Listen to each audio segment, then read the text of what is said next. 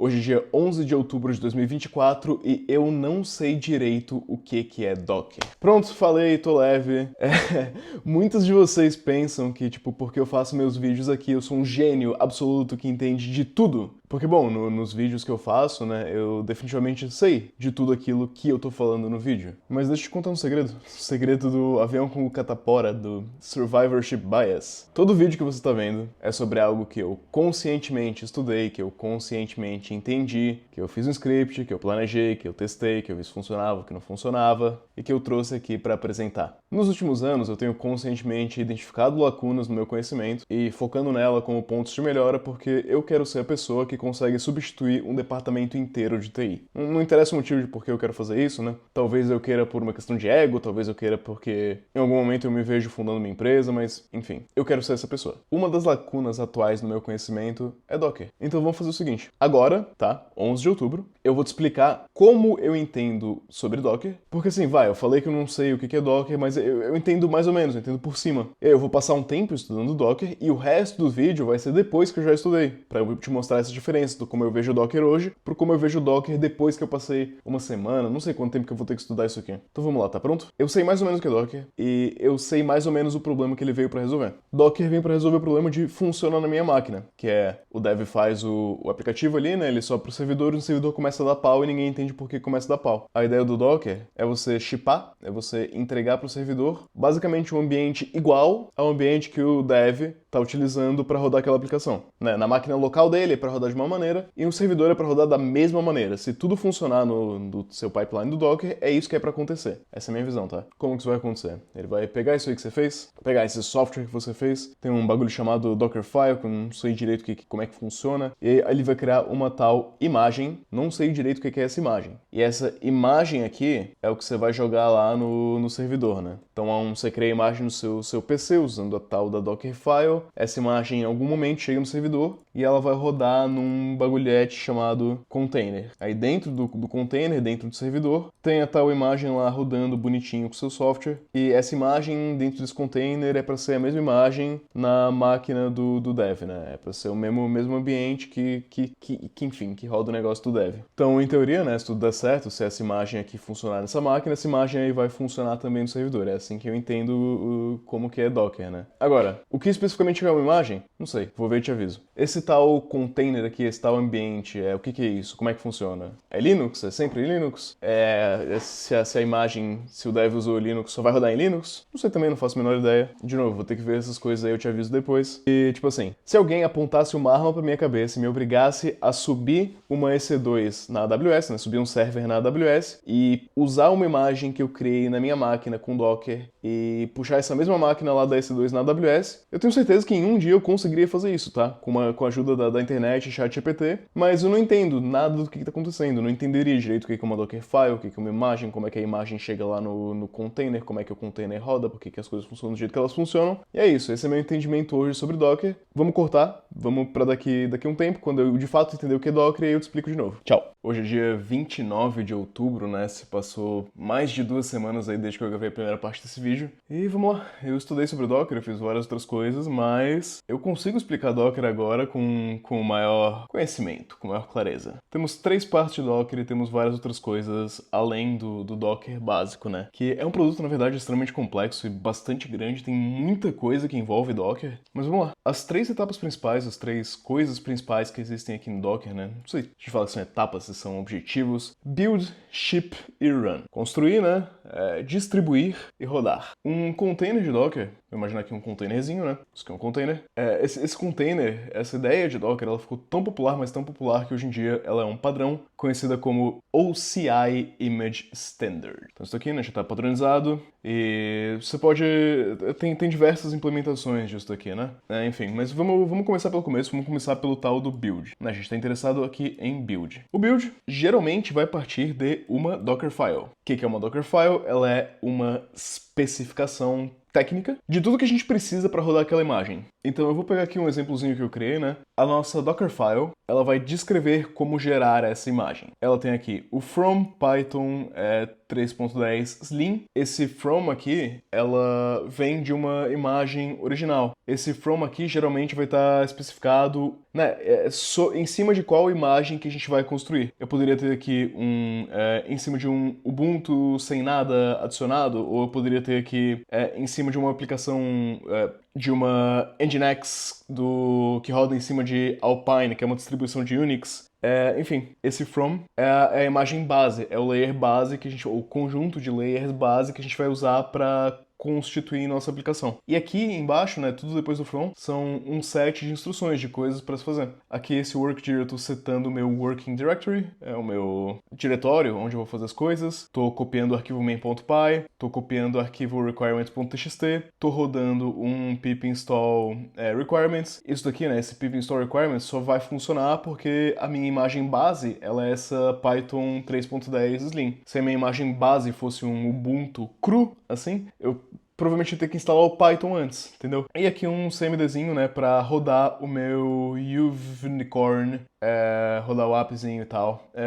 Isso aqui é exatamente o que você faria para rodar no CMD mesmo, no seu computador, um Fast API. Então, essa é a tal Dockerfile. Deixa eu tirar um print disso aqui pra gente brincar com isso. Ó, a gente tem esse Dockerfile aqui, e o que é interessante a gente ver é que ele vem de layers. Então, isso daqui provavelmente vai ser um layer. Eu não sei exatamente como que os layers são constituídos, tá? Mas a gente pode imaginar também que isso daqui, ou isso daqui, não sei, vai gerar outro layer. E isso daqui é algo interessante das imagens do Docker, porque como elas têm vários layers, eu posso mudar o código da minha aplicação e eu não vou ter que reconstruir tudo isso daqui do zero. Esse layer, ele vai ter um SHA, que é um checksum, né? Vai ter basicamente um checksum, um hash, algo que seja. Eu não sei se é o checksum que chama, eu acho que é um hash mesmo. Ele tem um hash gerado a partir dessa imagem Python 3.10 aqui, e se o hash da imagem que eu tenho não precisar ser atualizado, né? Se for o mesmo hash, quer dizer que eu não preciso atualizar esse layer, quer dizer que esse layer é igual. Como esse layer é igual, eu não preciso baixar ele de novo, porque deixa eu mostrar o que eu tô tentando explicar, né? Se eu venho aqui, eu dou um docker, run, nginx, alpine, ele já tinha tudo. Nesse meu repositório aqui que eu tenho, eu dou um docker build,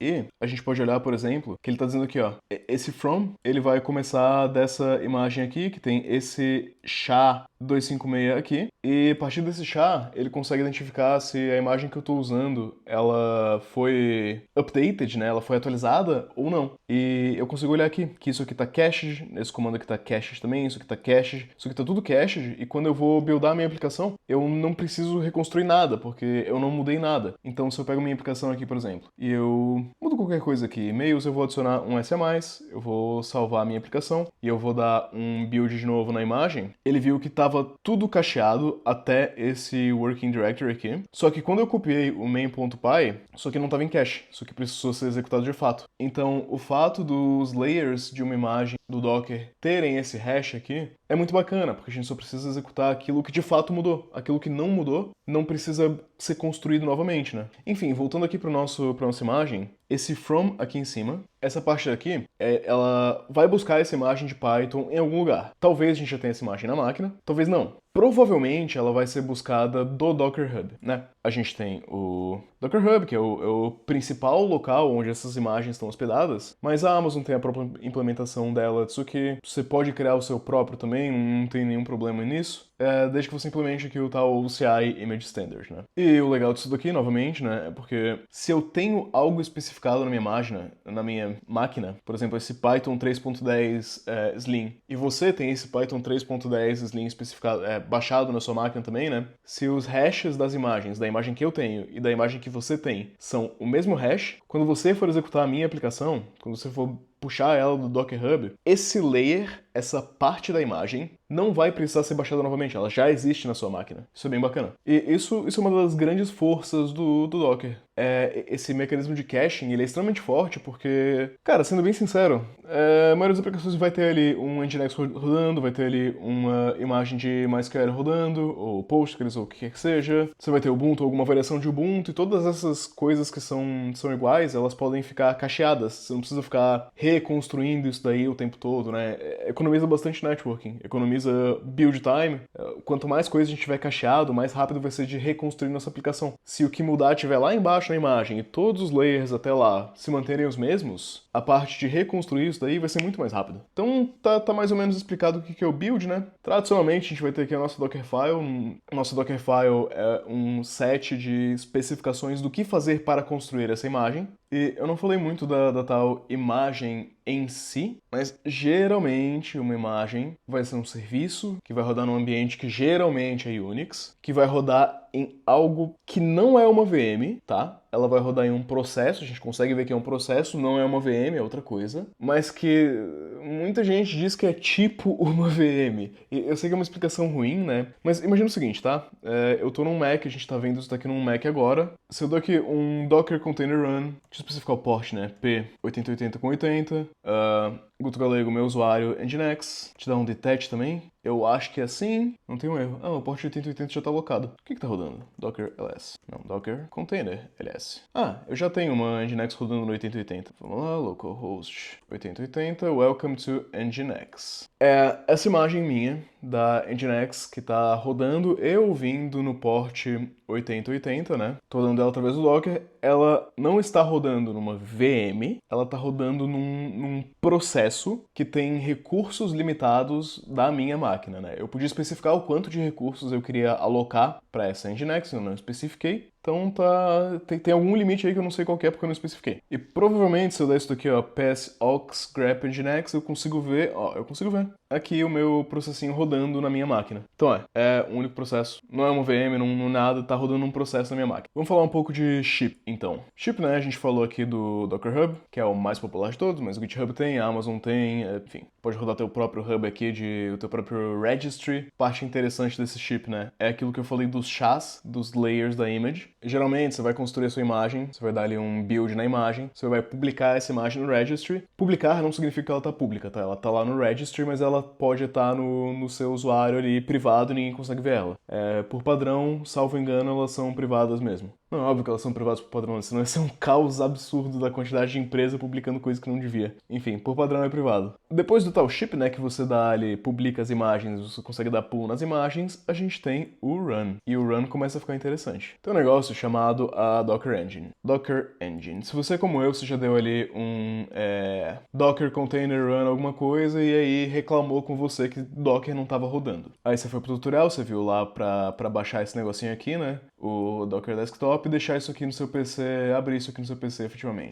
Isso daqui vai botar a Docker Engine pra rodar ali, a Docker Engine pra tá viva no seu computador. A Docker Engine é ela que vai fazer as partes que são necessárias para rodar aquilo que precisa ser rodado. Então, deixa eu rodar algo que eu nunca rodei aqui, ó. Quando eu dou um Docker Container Run, vamos pegar aqui Python, um número aleatório, Python 3.9, imagina que eu nunca devo ter feito isso. Aí, ó, unable to find image, aí ele achou aqui os layers, né, ele tá puxando ali os layers como eu expliquei. Se algum desses layers estivesse em cache, ele não precisaria baixar todos, como não tá em cache, ele tá baixando absolutamente tudo, e ele vai rodar isso aqui na minha máquina. Quem tá fazendo isso daqui é a Docker Engine. Docker Engine tá orquestrando as coisas que precisam acontecer para eu rodar o meu negócio aqui, né. Como eu não especifiquei mais nada, eu nem sei como é que funciona essa imagem, eu não fui lá no Docker Hub ler o readme da imagem, talvez nem esteja rodando. Docker Container ls. Não tá rodando, não funcionou, né? Eu não dei nenhum detach, não fez nenhum interactive, não funcionou.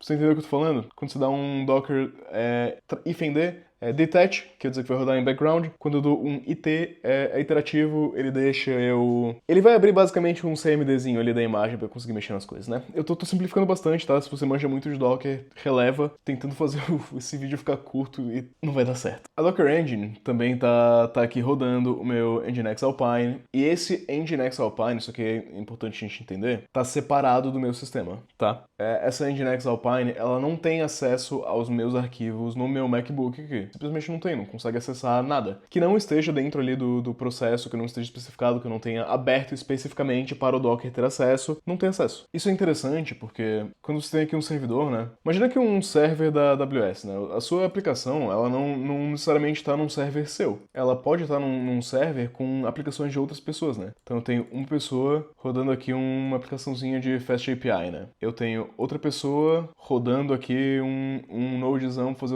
outra coisa lá. e eu tenho aqui uma terceira pessoa rodando um Laravel. Se cada uma dessas aplicações tivesse acesso a tudo que tem no servidor, a aplicação da pessoa A conseguiria ler os arquivos da aplicação da pessoa B e conseguiria ler os arquivos da aplicação da pessoa C. E tá, não necessariamente isso é um problema só de segurança, de permissionamento e de visibilidade. Isso pode ser também um problema que, tipo, elas podem escrever arquivos com o mesmo nome, uma aplicação sobrescrever os arquivos da outra, pode dar algum tipo de conflito, sabe? Então, cada uma dessas imagens aqui não vai ter acesso à máquina inteira. E entrando um pouco mais em detalhes nessa aplicação aqui que tá rodando, né? A gente pode pegar esse FastAPI aqui. O que efetivamente que é isso daqui? O que efetivamente que é uma imagem? São binários, né? É o source code que contém a sua aplicação. Isso é a imagem. A imagem, ela é isso aqui, né? É as linhas ali, os zeros e uns dos binários. O container, ele não é exatamente a imagem. Container é outra coisa.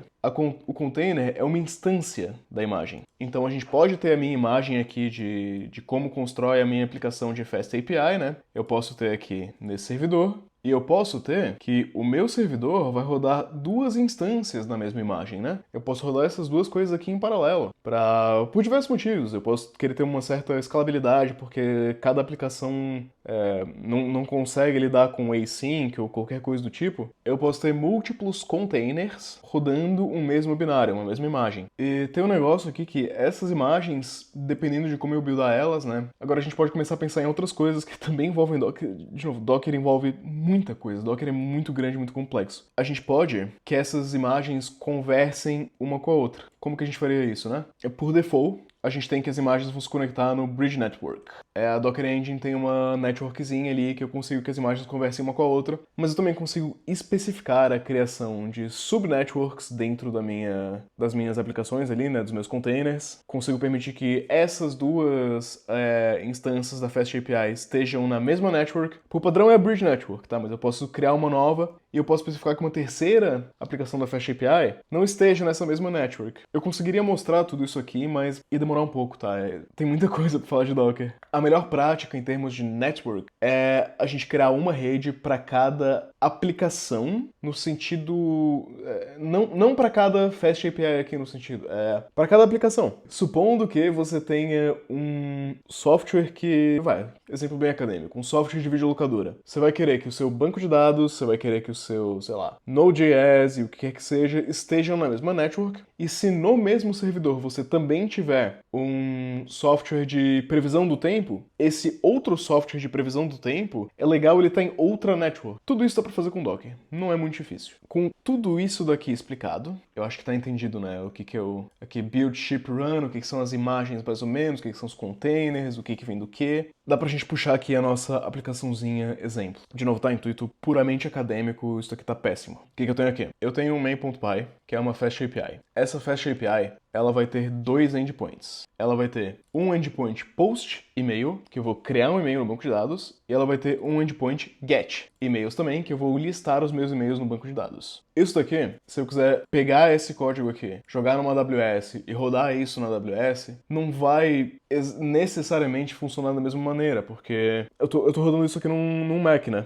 E a AWS não vai rodar no mesmo sistema operacional que o meu. A gente não vai ter... A construção da aplicação não vai ser exatamente a mesma, né? Por isso que a gente tem o tal do Docker que eu tava falando. Uma das grandes forças do Docker é que você tem aqui o container e a mesma aplicação que vai rodar na minha máquina, o mesmo container com a mesma imagem, é o que vai rodar na AWS. A imagem é a mesma. Como constrói, como roda, o binário, o source code, vai rodar a mesma coisa. Essa é a força do Docker. Então tá, aqui a gente tem a especificação de como construir a minha imagem, né? Que eu especifiquei na Dockerfile. Eu vou puxar aqui um Python 3.10, eu vou vir pro directory app, eu vou copiar o meu main.py, né? Eu vou instalar os meus requirements estão todos listados aqui, né? Esse requirements.txt não é super bom para produção, mas enfim, é o que eu tenho agora. Eu vou instalar os meus requirements a partir dessa mesma especificação de Python, né? Então a gente sabe que se eu buildar isso aqui na minha máquina e se eu buildar isso aqui na AWS, se tudo der certo, é para ser exatamente a mesma aplicação. Todos os problemas que vão acontecer na minha máquina são os problemas que aconteceriam na AWS também, e vice-versa, né? Com isso daqui, eu consigo dar aquele meu build, né? Eu consigo buildar a minha imagem, mas nota, esse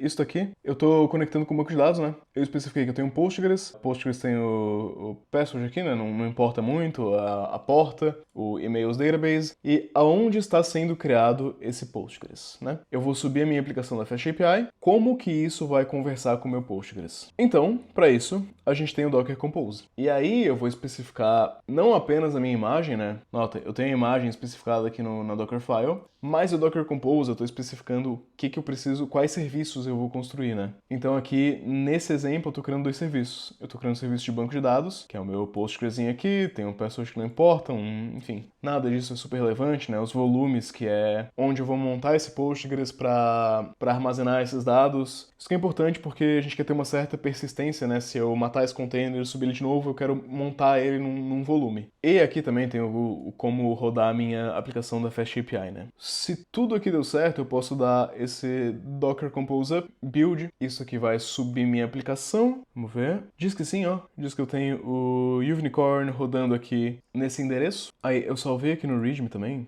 uns exemplos meio de preguiçoso, ó. Aqui eu tenho um post e eu posso... Ah, pera, meus endpoints estão certos? E-mails com só... E-mails com tá tudo certo?